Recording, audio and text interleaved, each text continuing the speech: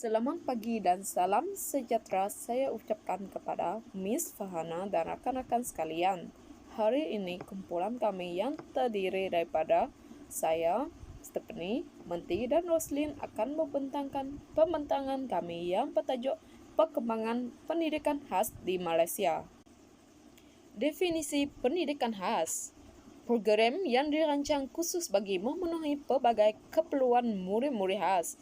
Pengajaran dan pembelajaran program ini menggunakan teknik bersesuaian termasuk menggunakan sumber dan peralatan khas bagi membantu pembelajaran murid-murid khas. Menurut Halahan dan Kaufman pada tahun 2006, satu bentuk pendidikan yang disediakan bagi memenuhi keperluan kanak-kanak khas. Menurut Giolu pula pada tahun 2003, pendidikan khas memenuhi keperluan pelajar luar biasa. Ia memerlukan kaedah atau bahan-bahan pengajaran yang khusus.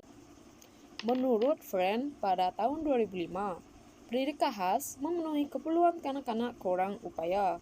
Ia dikelolakan dalam bilik darjah, di rumah, di hospital atau institusi lain. Manakala menurut Mansur pada tahun 2005, pendidikan khas ini merupakan usaha berterusan bagi mengalahkan optima sebagai seorang berkemahiran, berupaya dan berdikari selaras dengan falsafah pendidikan negara. Definisi kanak-kanak berkeperluan khas. Kanak-kanak berkeperluan khas yaitu exceptional children terdiri daripada kanak-kanak yang mengalami kesukaran belajar. Kanak-kanak pintar cerdas, gifted, mempunyai kelebihan jauh lebih tinggi daripada normal, diklasifikasikan sebagai kanak-kanak berkeperluan khas. Hayward 2003, pelbagai istilah lain digunakan untuk kanak-kanak berkeperluan khas seperti kanak-kanak istimewa, kanak-kanak luar biasa, kanak-kanak kurang upaya, dan kanak-kanak cacat. Kyle 2001, populasi dunia terdiri daripada kanak-kanak luar biasa atau kanak-kanak berkeperluan khas. Terdapat kanak-kanak yang dilahirkan tidak boleh mendengar apa-apa bunyi, manakala ada juga yang tanpa melihat objek atau cahaya.